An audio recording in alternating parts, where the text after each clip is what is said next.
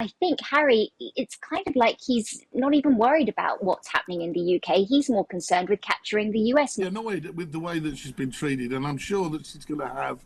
She's she's not only a woman of country, she's a very, very bright person, a doctor. She's a solicitor, top lawyer, and I'm sure that she'll would have kept a lot of notes on all of these things. She's 3 weeks after that yacht photo exploded online, Harry still couldn't stop looking at it. Not the smiles, not the sea, but something hidden in the background. A tiny detail everyone else missed. He zoomed in for what had to be the 100th time, his mind racing when he noticed it. A small navy blue bag with gold lettering that read Soho House. That's when the room went quiet. It wasn't just any yacht. It was one connected to a private members network, the same one his wife had been a part of for years. The same one tied to some of the most powerful names in London and Hollywood. Harry's pulse quickened. That name, Soho House, had followed him for years, always in whispers, always linked to certain people, certain introductions. And now it was there, staring back at him from the photo that had already shattered his peace. He opened a new tab, typed 2 names, hit search. What came back didn't just change his perspective on one photo. It made him question everything he thought he knew about his marriage, his circle, and the network that seemed to be watching quietly from the shadows. Because this wasn't about a rumor anymore. This was about a pattern. And once Harry saw it, there was no going back. It started as just another sleepless night. Harry sat alone, scrolling through photos he wished he'd never seen. The same yacht, the same sunlit smiles, the same reminder of how quickly everything had spiraled. But this time something small caught his eye, something he hadn't noticed before. Near the edge of the frame, half hidden under a towel, was a navy blue canvas bag. Simple, elegant, with gold lettering that read Soho House. At first it didn't mean much, but then it hit him. That name wasn't random. It was a symbol of exclusivity, an invite-only world where connections meant everything. And it was the same world Meghan had been part of long before their paths supposedly crossed. Curiosity turned to unease. He searched the name, pairing it with others, Marcus Anderson, Meghan Markle, and within seconds, an entire web began to unfold. Articles, event photos, archived blogs, each one hinting at something deeper, a network built on introductions, relationships, and opportunity. To most people, it would have looked like coincidence. To Harry, it looked like a trail, one that led straight into his life. The more he clicked, the clearer it became. This wasn't just a photo from a holiday, it was a snapshot of a system, a glimpse into how certain people always seem to end up in the right place at the right time. And Harry couldn't shake the feeling that none of it had been accidental. The name that kept appearing in every article, every old event photo was Marcus Anderson. To the public, he was charming, polished, a socialite with an effortless smile and connections that stretched across continents. But behind that image, there were whispers. Marcus wasn't just a friend. He was a facilitator. The kind of person who didn't just know everyone. He decided who should know each other. Reports described him as the invisible hand behind countless introductions, pairing rising actresses with producers, influencers with investors, and ambitious women with powerful men. His official title at Soho House was consultant, but insiders suggested his real role was much more strategic. Harry had always thought Marcus was just another of Meghan's longtime friends, someone harmless from her Toronto days. But as he dug deeper, the coincidences stacked up like dominoes. Marcus appeared at nearly every milestone moment in her rise. The parties, the galas, the photo ops. Always nearby, always connected. Rumors online described him as the man who opened doors that were never meant to open. And now Harry was beginning to see what that meant. Because if Marcus was the connector, the person who built bridges between ambition and opportunity, then maybe the bridge between Harry and Meghan wasn't fate at all. Maybe it was design. Once Harry started digging, the algorithm became his accomplice. Every search led to another photo, another clue, another strange overlap he couldn't ignore. There was Meghan, smiling at a rooftop party in Barcelona. Another shot, Istanbul, a private Soho House event. And again in London, at gatherings filled with names Harry recognized. Polo patrons, charity donors, even men who'd later contribute to his own foundations. The timeline didn't make sense. These photos were dated years before their blind date, long before she was supposedly introduced to him by mutual friends. Yet somehow, Meghan kept appearing inside his orbit, surrounded by people from his world. Harry began charting connections, building what looked like a spider web, circles of names, faces, and locations, stretching from Toronto to London. The overlap was staggering. 8 people from those old photos had eventually donated to his charities. 3 had shared business ties with his closest friends.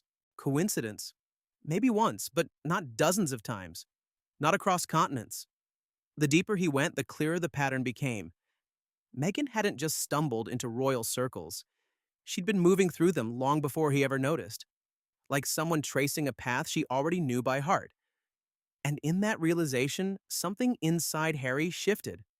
Because if this pattern was intentional, then everything he believed about how they met, the story told to the world, might have been the most carefully crafted illusion of all, of... As the pieces started connecting, Harry turned his attention to something more tangible. The numbers. The travel, the wardrobe, the memberships, the events. It didn't add up. He knew exactly what Meghan had earned from Suits during those years, and even with success, it wasn't enough to fund the lifestyle he was seeing in those photos. Flights across continents, 5-star hotels, private gatherings in cities only the elite could access, it all carried a price tag, a steep one. But the biggest red flag wasn't what she spent. It was how she gained access to those circles in the first place. That same blue and gold logo, Soho House, appeared everywhere. London, Istanbul, Barcelona, Toronto. A global passport for the connected few. Harry knew the cost of an international membership wasn't small. Yet, according to whispers from people who'd once been part of that world, Meghan's membership had never been paid out of pocket. It had been covered. Quietly, efficiently. Insiders hinted that Marcus Anderson had arranged it through corporate accounts, the kind that never raised questions. No receipts, no records, just access. And that's when Harry's curiosity turned to dread.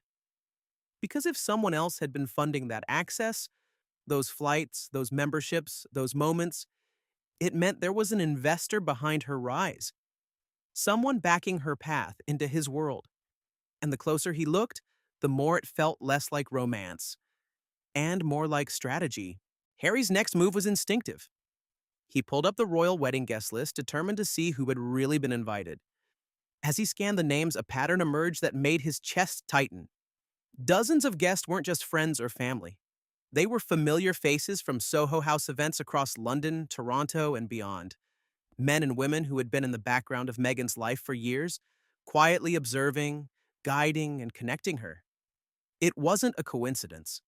Every introduction, every gathering, every carefully curated photo now seemed part of a larger design. The wedding, a day that was supposed to celebrate love, was suddenly layered with strategy. Sources allege that Marcus Anderson's influence stretched into every corner of that network, positioning guests like pieces on a chessboard. Every handshake, every toast, every smile could have been calculated, rehearsed, or observed for maximum effect. Harry's stomach twisted as he realized that what he had assumed was a natural coming together of friends and family was actually a reunion of a meticulously cultivated social circle, a network that had watched, recorded, and perhaps even facilitated his path to Meghan. For the first time, he began to question everything. Had their meeting truly been fate, or the result of careful planning? And then a memory surfaced, a voicemail he'd ignored months ago, a warning he hadn't taken seriously. It was brief, almost casual at the time, but now, with the wedding guest list laid bare, the message hit with the force of revelation. The voicemail was brief, but unmistakable. Harry pressed play, listening to his brother William's careful, measured tone. "Harry, I need you to hear this. She's been moving through your world for years. Just look into it before you propose." At the time, he had dismissed it, thinking his brother was jealous or protective. Now, with the wedding guest list staring back at him, every word resonated with new weight. Reports suggest William had access to palace security intelligence, and his warnings weren't idle speculation. The Soho House network, the carefully placed introductions, the overlapping circles of donors and acquaintances, it all fit together in a picture Harry had refused to see. He felt a pang of guilt. a realization that his own trust had blinded him to patterns others could recognize. As he listened to the voicemail again, the tension in the room thickened. Marcus Anderson's reputation in those circles is well known. She's been positioned in your path, William had said. The clarity of the warning cut deep. What Harry had assumed was love at first sight now seemed layered with strategy, planning, and calculated moves he hadn't noticed. For hours, he replayed the message, cross-referencing it against everything he had uncovered: photos, memberships, donor lists, events. Each piece reinforced the possibility that he hadn't stumbled into this romance by chance. Somewhere in that network, someone had been quietly guiding events, orchestrating meetings, and positioning him in a story he was only beginning to understand. The voicemail wasn't just a message, it was a map, and Harry had ignored the signs. Confrontation was inevitable. Harry waited until the house was quiet, the weight of weeks pressing down.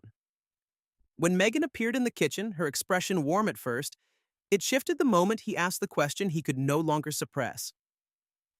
"Are you still in contact with Marcus Anderson?" Her eyes narrowed, the ease in her posture vanishing. "He's my friend, Harry." "Of course, I talk to him occasionally," she said, her voice calm but guarded. "Occasionally?" he pressed, heart racing. "Once a month? Once a week?" Meghan's response was measured. "What is this about?" But Harry couldn't let it go. Every Soho House photo, every meticulously planned introduction, every whisper about comped memberships, it all pointed to a network he had only just begun to understand. "I found the photos. Istanbul, Barcelona, London. I checked the wedding guest list. William left voicemails warning me. I know Marcus positioned you. I know you were moving through my world long before we met." Meghan's silence was telling. Not denial, not anger. Just a careful, almost imperceptible detachment. Her composure suggested a calm awareness that Harry had finally seen the machinery behind it all. And in that silence, the answer became clear. Marcus was still in the picture, still guiding, still advising, still shaping events Harry couldn't fully track. The room felt colder. The trust Harry had taken for granted was fractured. And in that moment, he realized the most important question wasn't whether he'd been played. It was how long and to what end. Harry sank into the quiet of his Montecito home, the weight of the network pressing on him.